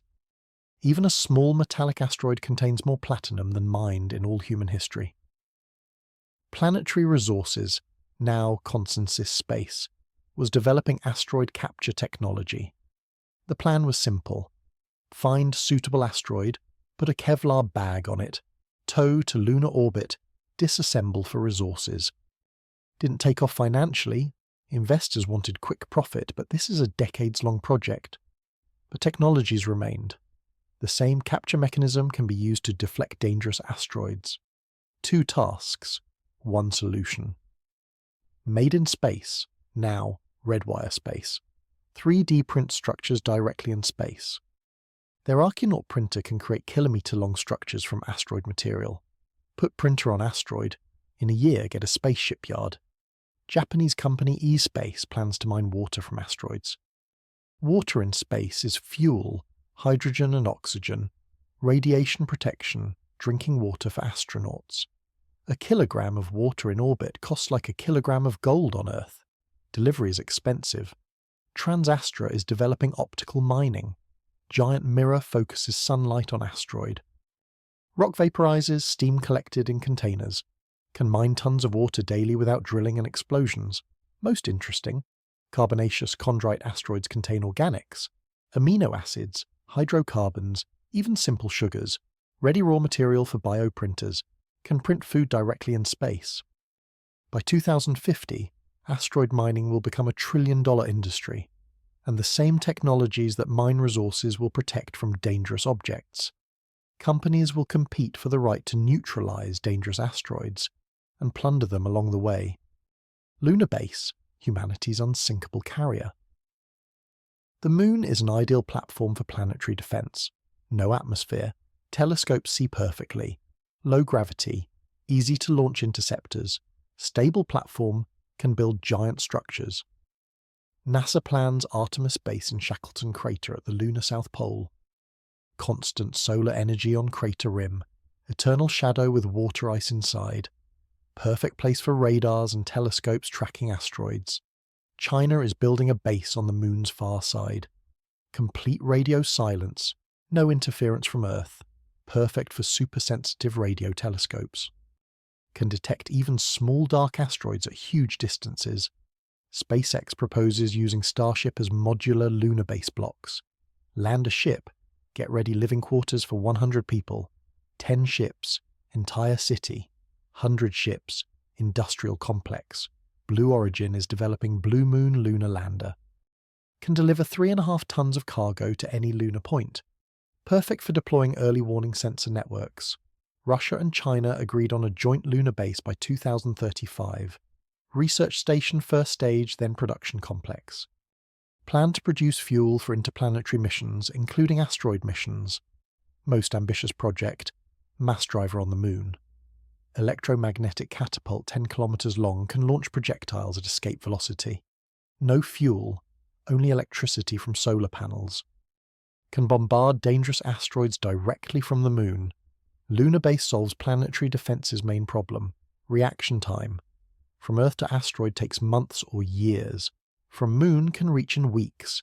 Critical difference when counting days. Genetic modification. Evolution on demand. If an asteroid does hit, consequences won't just be mechanical. Ozone layer will be destroyed. Radiation will increase manifold. Nuclear winter will change climate. Need people capable of surviving in the new world. CRISPR-Cas9 already allows gene editing with single DNA letter precision. Chinese scientist He Jiankui created first gene-edited babies, though he was jailed for it. But technology exists. Harvard geneticist George Church proposes creating radiation-resistant humans. Genes from tardigrades, microscopic creatures surviving radiation doses 1,000 times lethal for humans. Genes from bacterium Deinococcus radiodurans, which repairs DNA after radiation damage. Project Human 2.0, unofficial name, includes enhanced DNA repair, cell self-correct radiation damage, strengthened melanin, skin protection from UV radiation, modified hemoglobin, better oxygen transport at low pressure, improved metabolism, survival on minimal rations. Ethical questions are enormous. Who decides who gets modified? What if modified people prove better than regular humans? Are we creating a genetic elite? But there's a compromise. Temporary modification.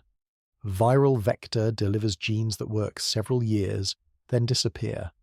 Like vaccination, only genetic. Before asteroid threat can vaccinate population in danger regions. Synthetic biology goes further. Not modifying existing organisms, but creating new ones. Bacteria eating radioactive isotopes. Algae growing in nuclear winter conditions. Fungi processing toxic dust. MIT is developing a biological shield.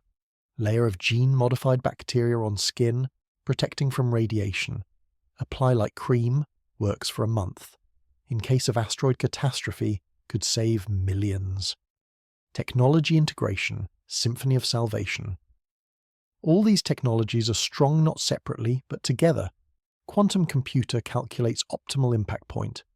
Self-assembling robots build plasma engine directly on asteroid. Lunar base coordinates operation. Gene-modified colonists ready for life in changed world. Example scenario, year 2045. Detected kilometer asteroid, impact in 5 years. Quantum computer calculates.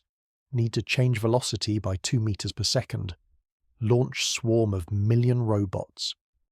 They land, build solar farm, install 20 plasma engines, work 3 years. Asteroid misses Earth by 100,000 kilometers. Cost $5 billion, saved lives, potentially billions. The future of planetary defense isn't one super technology. It's an ecosystem of interconnected innovations, each reinforcing others. Like the internet emerged from connecting computers, planetary defense will emerge from connecting technologies. And the most important technology might be the simplest: international cooperation. All the quantum computers and robots are useless if countries don't share data and coordinate actions. The asteroid doesn't care about borders, neither should our defense. Part 8. Real threats versus panic. What should actually worry us? Let's be honest. The probability that you specifically will die from an asteroid is less than being struck by lightning, eaten by a shark, and winning the lottery simultaneously. But the probability that someone sometime will die, 100%. The only questions are scale and timing. The cold mathematics of cosmic roulette NASA. Statistics from the last 20 years of observations. Every day about 100 tons of cosmic material flies past Earth. Most is dust, burning up as meteors. But once a year something car-sized enters the atmosphere. Once per century, house-sized. Once per millennium, football field-sized. The probability of dying from an asteroid for an average person, 1 in 75,000 over a lifetime. For comparison, car accident, 1 in 100, cancer, 1 in 7, lightning strike, 1 in 15,000. Seemingly, asteroids aren't a problem, but there's a nuance. Car accidents kill 1 or 2 people. An asteroid can kill millions. Mathematicians call this a low probability but high impact event. Like nuclear war, unlikely, but if it happens, everything ends. Paleontologists calculated over the last 600 million years there were at least 5 mass extinctions from cosmic impacts. That's 1 per 120 million years, but the last was 65 million years ago. We're either in a safe interval or long overdue for the next one. More down-to-earth statistics. A Tunguska-type object falls once every 300 years. The last, 115 years ago. Chelyabinsk-type object, once every 60 years. The last, 11 years ago. There might be plenty of time until the next, or there might be none at all. Known devil versus unknown angel. The paradox of planetary defense. Known asteroids are almost harmless. Unknown ones are deadly. If we know about an asteroid 10 years ahead, we can deflect almost any. 1 year ahead, most. 1 month, some. 1 day, only prey. Currently we track 2,300 potentially hazardous asteroids. None threaten in the next 100 years. Apophis will pass close but miss. Bennu might become a problem in the 22nd century, but we have time. The problem is those we don't see. Asteroid 2019 OK was discovered a day before flyby. If it had been aimed at Earth, we'd have learned of our death with 24 hours notice. The Chelyabinsk meteor wasn't seen at all, too small, came from the sun's direction.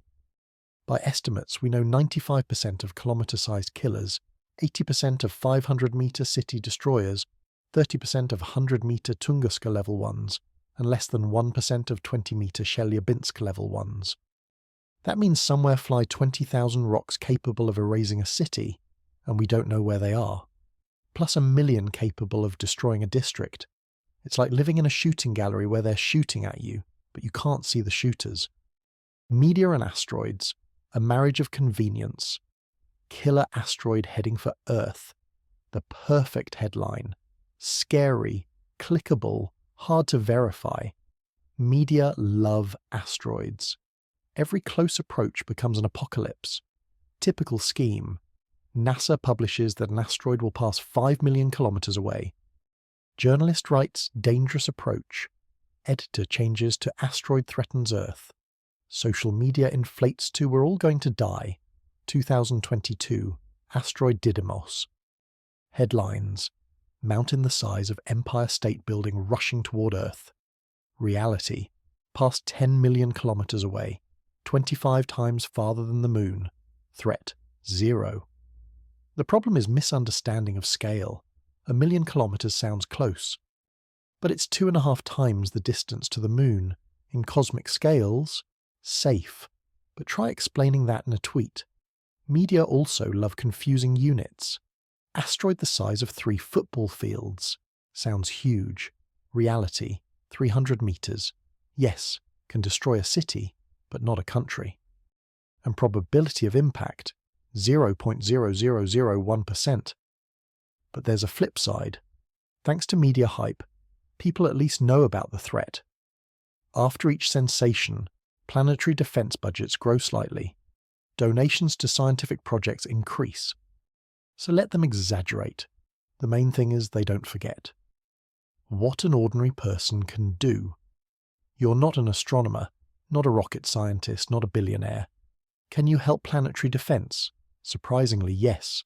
First, citizen science. Project Asteroid Zoo lets you search for asteroids in telescope archive images. Just mark moving dots. Several real asteroids have already been found by regular people at home computers. Second, observations. If you have a telescope, even amateur, you can help refine orbits. International Network IAWN accepts data from amateurs. Your observations might become critical for trajectory refinement. Third, education. Tell children about asteroids. Don't scare, explain. The next generation of scientists who will defend the planet are sitting in schools now. Maybe your story will inspire a future world saviour. Fourth, political pressure. Write to representatives, demand planetary defense funding. One voice is nothing. 1 million voices are political force. Politicians listen to voters, especially before elections. Fifth, financial support. B612 Foundation. Planetary Society accept donations. Even $10 help. 1,000 people at $10. That's an astronomer's salary for a month of asteroid hunting. Technology exists, time might not. We have everything necessary to defend against asteroids. Telescopes see them years before approach. Rockets can reach and affect them.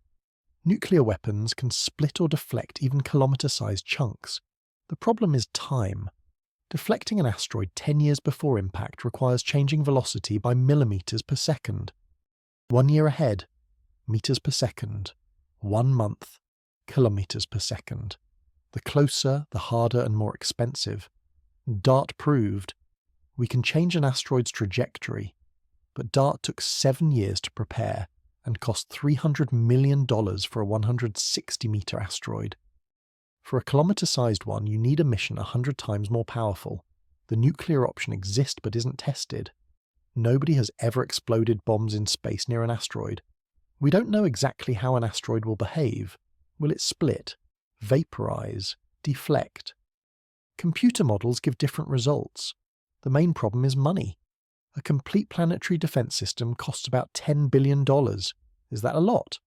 That's Pentagon's budget for 5 days. That's the cost of 1 aircraft carrier. That's what the world spends on chewing gum in 3 years. Optimistic view of the cosmic future. By 2030, we'll know 99% of dangerous asteroids. NEO Surveyor Telescope will see what we're missing now. Chinese and European missions will add data. By 2035, there will be a permanent moon base. Telescopes and radars working 24/7 without atmospheric interference. Rockets ready to launch any moment. Reaction time will shrink from years to weeks. By 2040, asteroid mining will become business. Companies will compete for the right to neutralize dangerous objects. turning threat into profit, the best motivation for humanity. By 2050, we'll have a full space fleet, hundreds of ships capable of intercepting any threat. Asteroids will become not danger, but resource. Quantum computers will calculate trajectories thousands of years ahead. AI will find threats faster than humans. Robots will build defense systems without human participation. Main conclusion: we're no longer helpless. For the first time in history, a species has the ability to prevent its own extinction. Dinosaurs couldn't look at space. We can. They couldn't deflect an asteroid. We can.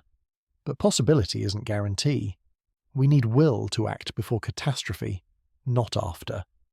Need investments in a future that might never happen. Need cooperation between countries that can't agree on Earth's borders. Asteroid threat is a maturity test for humanity. Can we think as a species, not as countries? Can we invest in defense against unlikely but catastrophic threat? Can we use our best technologies for protection, not destruction? So far, answers are mixed.